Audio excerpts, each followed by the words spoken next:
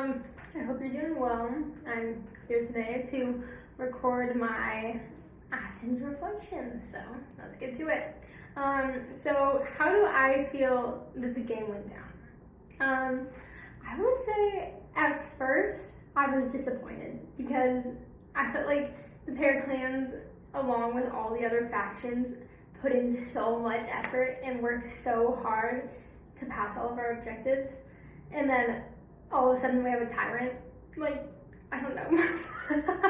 But I didn't even think that that was a possibility. So at first I was disappointed that our faction was not victorious. However, after the initial punch in the face by Lithocles, I started thinking, and I was actually really impressed. Like, more than anything, I was impressed at all of the work that she did and all of the conniving that she did, and was more than anything just proud of Lithocles and how she played the game, because after hearing all of the steps that she went through and all the chances and everything that went into her becoming the tyrant, I was amazed. So I would say that I'm not disappointed anymore because we all put in so much effort, and it was such a funny ending that's what happened. I was just really proud of everyone who partook in Athens. So, next. What do you think was the best thing you did to try to ensure victory? That's tricky because we are the moderate Democrats, so a lot of our views were just kind of moderate, I would say. We had to work with other factions for sure in order to pass what we wanted because we didn't have the numbers, and everything that we believed was kind of just flatline, I guess. So I would say the best thing that we did was not really get on anyone's bad side because we needed all the numbers that we could get. So rather than messing things up in the beginning with people, then we could kind of just ally with people who needed us for that specific objective of theirs, I would say. So but for my personal arcanus, what I did best, I would just say communicate with the other Clans, communicate with the Thrasybuans, communicate with everyone else was just really important because we did not have the numbers for the things that we wanted. We kind of relied on the Thrasybuans for a lot of the second half of the game because our views aligned with them. So it was mainly just communicate with others. Moving on to the third question. What was the most significant factor in your succeeding/failing to achieve victory? That's tricky.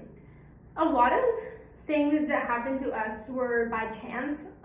For example, I don't remember exactly what session it was, but there was a session when the Herald drew a slip out of a thing, and it was saying that you could take away people's votes, and all of Xenophon's votes were taken away.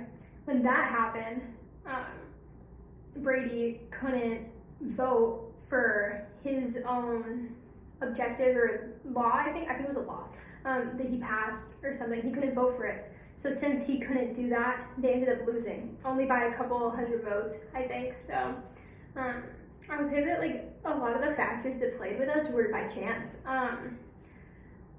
Even when Thrasybulus got put on trial and reversed reconciliation, that was completely something that we did not expect to happen. So the three factions that wanted reconciliation did not have it anymore. So I don't know. I feel a lot of the significant things that happened were kind of just up in the air, Athens type things that just Athena could only know.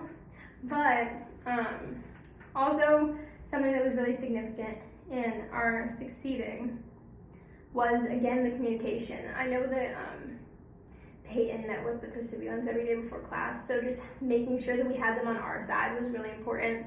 I specifically did not meet with as many people as Peyton because my objectives did not require that. Of course, we obviously talked with other factions and our own faction, but mainly just being on the same page as people was really what led to our succeeding.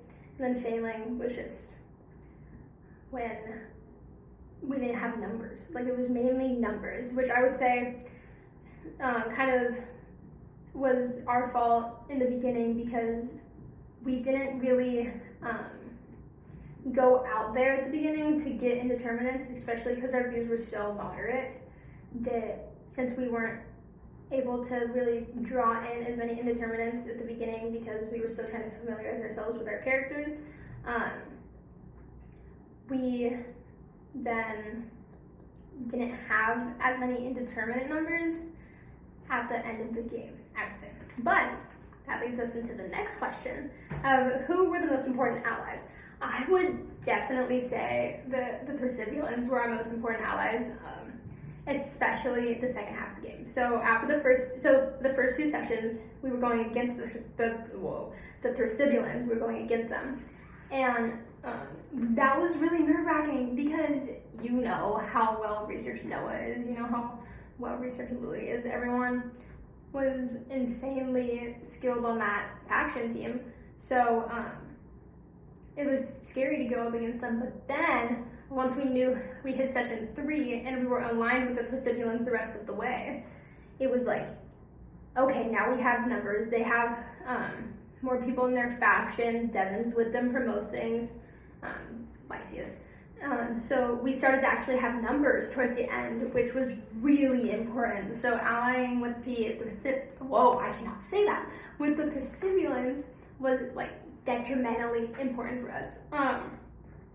And I just explained why we chose them, because all of our views allied with them. And then what indeterminates did I ally with? One of my main allies for indeterminates was Zoe Therion. She and I had similar views for the rights of the medics. So let's say, so since I did not want slaves or medics to have rights, and she did not want medics to have rights, we both kind of wrote our papers off one another a little bit to make sure that we didn't overlap too much and like waste our significant time with our speech repeating each other. So I focused more on the more like nature versus nurture aspect of the medics, while she focused more on the monetary side. So she was definitely a very important ally for me. And then Esther Rose and I had the same views for session 5 on the governing council, so it was important for us and the Thrasybuans to line up with that for sure. And I would say the relationships were pretty successful. I know that Esther Rose was not an indeterminate, so I don't know, it isn't as significant, but mainly the indeterminates that came to us were just ones that their views happened to match up with ours on that specific day. Like, we didn't have any indeterminates that were really with us for the entire game session, or like all 6 plus another 6, I guess, sessions. Besides Lysias, she was with the Thrasybuans, so basically she was with us because we were allied with the Thrasybuans. And then the next question says, how do you leverage these reasoning skills you learned in the first half of the class to your benefit? So, I would definitely say within the speeches, which is a given considering the fact that everyone was trying to get the Gorgias wreath, the laurel wreath and everything. So I would definitely say the fallacies. When I wrote my speeches, both of them, I went through them after to go look for the fallacies and realized that I practically already had all of them because I was trying to be persuasive, and realized that I cannot make a good argument without fallacies, because then it's just logistical facts, which is no fun. So I would say that the fallacies definitely came into play within our speeches, and then even during the sessions when I was listening to other people's speeches or talking to indeterminates or talking to other factions, they would say something and I would just be like, that is a fallacy. Like, you're trying, but I can see right through you because we're all educated in this. So I would say that having the knowledge of the fallacies is really what helped me see people's arguments better. Anything you'd like to say to any other character, the audience, or game master? So, Lithicles, bravo. I don't know how you did it. I'm proud of you. You did an amazing job. You put in so much effort and did so much hard work to pull that off. That's amazing. And then like the chance of the dice roll is insane.